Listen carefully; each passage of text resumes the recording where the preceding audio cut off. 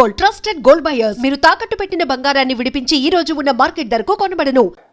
మీ విషయానికి వస్తే సార్, తెలుగు సినిమాకి స్క్రీన్ ప్లేలో అవార్డుగా ఇస్తే నోబుల్ స్థాయి అవార్డు తెచ్చుకునే వ్యక్తి కె బాలచంద్ర గారు.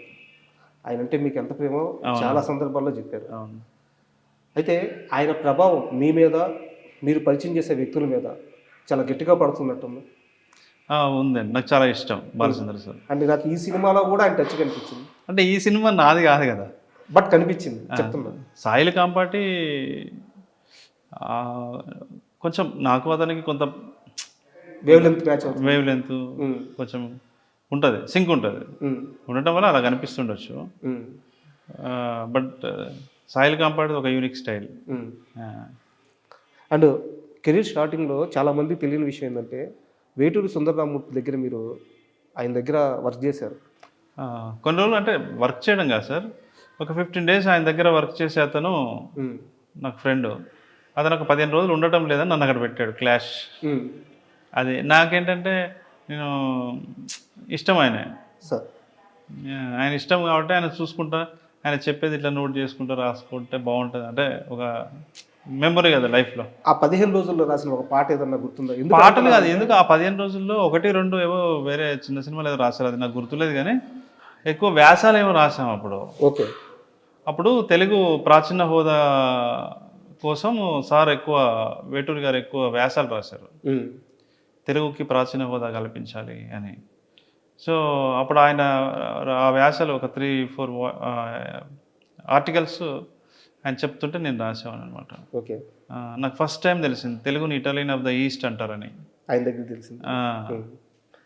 మీరు చాలా పుస్తకాలు చదువుతారు. అంటే దర్శకులు సినిమాల్లో తెలుగు పదాలు ఉంటాయి కానీ సాహిత్యం ఉండట్లేదు.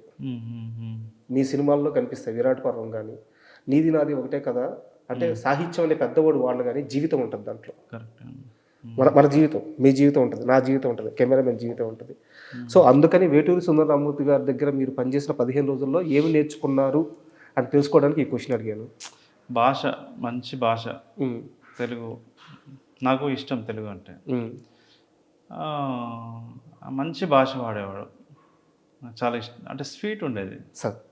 అంటే ఆర్టికల్స్ రాసినా, పాట రాసినా సరళంగా ఉండేది. అంటే సింపుల్, స్వీట్, డెప్త్, మీనింగ్, చాలా మీనింగ్ఫుల్ ఉండేది. అది కొంచెం తెలియకుండా నా మీద ప్రభావం పడి ఉండొచ్చు అనుకుంటున్నాను. ఇప్పుడు మీరు అడుగుతుంటే తెలుగు భాష బాగా మాట్లాడతారు ఆయన. సార్, 2 సినిమాలు దర్శకులుగా ప్రయాణం చేశారు, 3వ సినిమాకి నిర్మాతగా మారారు. డైరెక్షన్లో మీరు తెలుసుకోలేని విషయం ఏంటి? నిర్మాతగా మారిన తరువాత మీరు తెలుసుకున్న విషయం ఏంటి? అంటే నేను డైరెక్టర్గా ఉన్నప్పుడు ఇటువైపు ఉన్నా. అంటే నాకు ఇది కావాలి, ఈ సెట్ కావాలి, లేకపోతే ఈ టెక్నీషియన్ కావాలి, ఆ టెక్నీషియన్ కావాలి, ఇంతమంది జూనియర్ ఆర్టిస్టులు కావాలి, అంతమంది జూనియర్ ఆర్టిస్ట్ అడిగే డిమాండ్ చేసే క్రాఫ్ట్ అది. ఇక్కడ వచ్చిన తర్వాత వాళ్ళు డిమాండ్ చేస్తుంటే, అరే అంతెందుకు, అక్కడే పోయి ఎందుకు చేయాలి, లేకపోతే ఇక్కడే ఎందుకు చేయకూడదు, ఆ ఆర్టిస్ట్ ఎందుకు చేయాలి, ఈ ఆర్టిస్ట్ ఎందుకు చేయకూడదు, ఆ టెక్నికల్ ఎక్విప్మెంట్ ఏంది, ఇది ఎందుకు చేయకూడదు. ఏదో కెమెరా అడిగారు, నేను అన్నాను రాసే కవిత్వం ముఖ్యము, ఏ పెన్నుతో రాస్తున్నావు అనేది కాదు. నవ్వు, అంటే నేను మీ అందరం మంచి ఫన్ చేసుకునేవాళ్ళము. పెన్ను ఇంపార్టెంట్ కాదు, ఏ పెన్నుతో రాస్తున్నావు అనేది ఇంపార్టెంట్ కాదు, ఎలా కవిత్వం రాస్తున్నాను ఇంపార్టెంట్, ఏ కెమెరాతో షూట్ చేస్తున్నాను కాదు. ఈ డైలాగ్స్ అన్నీ వచ్చేసి చెప్పాను వాళ్ళకి, కామెంట్ నవ్వుతూ. ఎక్కువ రిస్ట్రిక్ట్ నేను డైరెక్టర్ కదా, ఎక్కువ రిస్ట్రిక్ట్ చేయలేను. అయితే ఎక్కువ మా రాహుల్ హ్యాండిల్ చేసేవాడు. రాహుల్ అని మా ఇంకో కో ప్రొడ్యూసర్, అతను హ్యాండిల్ చేసేవాడు ఇవన్నీ. అతని మాట వినకపోతే నా దగ్గర వచ్చేవాడు ఆయన. లేదా ఫోన్ చేసాడు, ఏమండి వీళ్ళు అదేదో అడుగుతున్నారు, మన బడ్జెట్ ఎక్కడ, మన ఎక్కడ, జనరల్గా అన్ని చోట్ల జరుగుతుంది కదా. అప్పుడు నేను వీళ్ళతో మాట్లాడి కన్విన్స్ చేసి, ఇది నిజంగా అవసరం అనుకుంటే ఆయనకు చెప్పి, లేదు గింబల్ కావాలి, గింబల్ అంటే టెక్నికల్, గింబల్ కావాలి, మీరు ఇచ్చేసేయండి గింబల్, ఇట్లాంటివి అనమాట. తెలిసిన నిర్మాతల కష్టాలు ఎలా ఉంటాయి? ఇక అంతకుముందు కూడా తెలుసు, కానీ మనము అంతకుముందు తెలిసినప్పుడు ఏంటంటే మనం నిర్మాతలాగా ఆలోచిస్తే కష్టమవుతుంది, క్రియేటివ్ సైడ్ ఎఫెక్ట్ అవుతుంది. డైరెక్టర్ అన్నప్పుడు డైరెక్టర్ లాగే ఆలోచించాలి, నాకు ఇది కావాలంతే. అయ్యో ఎక్కువ పైసలు అవుతాయి కదా, అయ్యో బడ్జెట్ పెరిగిపోద్ది కదా, సార్ ఏమని అనుకుంటున్నావు ప్రొడ్యూసర్ అని అనుకుంటే ఇబ్బంది అవుతుంది. సో అప్పుడు కూడా నాకు అవగాహన ఉంది, కానీ నేను డైరెక్టర్ లాగానే ఆలోచించామని. ప్రొడ్యూస్ చేసేటప్పుడు ప్రొడ్యూసర్గానే ఆలోచించాలి. మీరు నిర్మాతగా మారి ఒక డైరెక్టర్కి ఛాన్స్ ఇచ్చారు, ఒక హీరోకి ఛాన్స్ ఇచ్చారు, ఒక తెలుగు అమ్మాయికి ఛాన్స్ ఇచ్చారు, సూపర్. బట్ మిమ్మల్ని దర్శకుడుగా మార్చిన ఇద్దరు వ్యక్తులు ఉన్నారు. నారా రోహిత్ గారు, అవునండి, మీ హీరో శ్రీ విష్ణు గారు. వాళ్ళిద్దరికి చెప్పారా ఇలా సినిమా తీసాను కలిసి? తెలుసు వాళ్ళకి, తెలుసు. దీన్ని ఈ ఆఫీస్ ఓపెనింగ్ కూడా శ్రీ విష్ణు గారు చేశారు. ఫోటో కూడా ఆయన ఒక్కరితో పెట్టుకున్నారు అక్కడ. అవును, అంటే తన వల్లనే నేను డైరెక్టర్ అయినా అని అట్లా ఒక రిగార్డ్. ఓకే, అంటే ఏమన్నారు నిర్మాతగా మారుతున్నాను అంటే వాళ్ళిద్దరు ఏమన్నారు? అంటే నేను కొంచెము మల్టీ టాస్క్ చేస్తుంటా, కాబట్టి వాళ్ళకి పెద్ద ఆశ్చర్యం ఏం లేదు. మొదటి నుంచి చెప్పేవాడిని వాళ్ళతో, I want to establish one production house sir అది. ఓకే, కానీ ఇంత తొందరగా అనుకోలేదు. అంటే ఈటీవీ విన్ లేకపోతే నేను కూడా ఈ నిర్ణయం ఇమీడియట్లీ, అంటే ఈటీవీ విన్ అని కాదు, అసలు ఈ కథ నన్ను మోటివేట్ చేసింది. మెయిన్ స్టోరీ అందరినీ డ్రైవ్ చేసి స్టోరీనే మోటివేట్ చేసింది. సార్ ఈ 2-3 ఏళ్ల ప్రయాణంలో సినిమా రిలీజ్ అయిన తర్వాత అబ్బా ఈ భారం పోయిందిరా అని మీరు రిలాక్స్ అయింది ఏ విషయంలో? నేను ఎప్పుడు రిలాక్స్ అవ్వను సార్, ఎందుకంటే ఒక సమస్య నుంచి ఇంకో సమస్యకి ప్రయాణమే జీవితం. వీటన్నిటిని పార్ట్ ఆఫ్ ద గేమ్ అంతే. ఇవన్నీ ఆటలో భాగం మాత్రమే. ఇప్పుడు నేను మళ్ళీ నా సినిమా ఉంది, నేను నా డైరెక్షన్ సినిమా ఉంది, నేను రేపు మళ్ళీ బిజీ అవుతా. ఈ పర్టికులర్ టైం వరకు ఈ సినిమా మీద టైం స్పెండ్ చేయాలి, మనం అనుకున్నదాన్ని అచీవ్ చేయాలి, ఫుల్ఫిల్ చేయాలి, మరి నెక్స్ట్ ఆ తర్వాత నెక్స్ట్ వెళ్ళిపోవడమే అంతే. మీది 2022లో అనుకుంటాను ఒక స్టేట్మెంట్ ఇచ్చారు, విరాట పర్వం అయిపోయిన తర్వాత పొలిటికల్ డ్రామా ఒకటి హ్యాండిల్ చేస్తున్నాను అని చెప్పారు. అవునండి, గుర్తుందా? అది చేయలేదండి, చేయట్లేదా? అది ఎక్కడో అది అవ్వలేదు అంతే. ఇప్పుడు ఇవి వాళ్ళతో మూవీనా? యూవీ క్రియేషన్స్ వాళ్ళతో. అవును, హీరో ఫైనల్ అయ్యారా?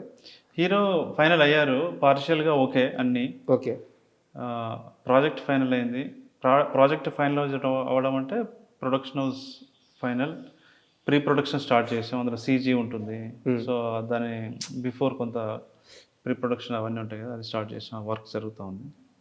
హీరోలు కొంచెం పార్షియల్గా ఓకే అయ్యారు. ఓకే, అది మొత్తం పూర్తిగా అన్నీ అయిన తర్వాత ప్రొడక్షన్ హౌస్ అనౌన్స్ చేస్తాం. అండ్ మళ్ళీ మన మూవీ విషయానికి వస్తే, రాజు వెడ్స్ రాంబాయ్ మూవీ విషయానికి వస్తే ముఖ్యంగా మ్యూజిక్ సార్. సినిమా రిలీజ్ అవ్వకముందే ఆడియన్స్లోకి వెళ్ళిపోయినాయి ఆ పాటలు కానీ, ఆ బ్యాక్గ్రౌండ్ స్కోర్ కానీ. సో మ్యూజిక్ విషయంలో మీ సైడ్ నుంచి వచ్చిన ఇన్పుట్స్ ఏంటి, డైరెక్టర్ తీసుకున్న చాయిస్లు ఏంటి? అంటే మ్యూజిక్ డైరెక్టర్ని కూడా నేనే ఇంట్రడ్యూస్ చేశాను, కాబట్టి మాకు సింక్ ఉంది అంతే. ఓకే, నాకు ఎట్లా నచ్చుతో తెలుసు. ఇంచుమించుగా సాయిల్ కంపాటికి కూడా నా సేమ్ టేస్ట్ ఉంటుంది, కాబట్టి నేను ప్రత్యేకంగా వాళ్ళకి ఏమి ఇన్పుట్ చేయలే. మిట్టపల్లి సురేందర్ ఉన్నాడు, అవును, చాలా బాగా క్లోజ్ అసోసియేషన్ మాది. అవును, డైరెక్టర్ అవ్వకముందు మేము కలిసి తిరిగాం. ఓకే, అంటే నన్ను డైరెక్టర్ చేయడం కోసం కూడా వాళ్ళు చాలా మిట్టపల్లి సురేందర్ నన్ను బైక్ మీద ఎక్కించుకొని ప్రొడ్యూసర్ల దగ్గర తిప్పటం, అవునా, పైసలు ఉన్న వాళ్ళ దగ్గర తిప్పటం, అన్న మీరు ఒక ₹1 కోటి పెట్టండి, సూపర్ కథ ఉంది అలా ఇలా అని చెప్పి పాపం అందరికి ఫోన్ చేసి చెప్పడం. అలా కొంత ట్రావెల్ చేశాం కానీ ఏం వర్కౌట్ అవ్వలే. ఓకే, అంటే మిట్టపల్లి సురేందర్ గారు అంటే ఆయన పొలిటికల్ సాంగ్స్ కానీ లేకపోతే ప్రైవేట్ ఆల్బమ్స్ కానీ చాలా ఫేమస్. ఆయన సాంగ్స్ అన్నీ సూపర్ హిట్ అయినాయి. ఆయనతో ఈ సినిమా పాటలు, అన్ని సినిమా పాటలు ఆయనతోనే రాపించుకోవాలి. అంటే నా ఫస్ట్ సినిమా నుంచి ఆయనే రాస్తున్నారు, మొత్తం ఆయన రాయలేదు. అదే ఫస్ట్ సినిమాకి కూడా ఆయన రాశాడు, కానీ ఆ పాట పెట్టలేదు. తర్వాత ఆయన ఏదో వేరే దేశం వెళ్ళిపోయాడు అప్పుడు.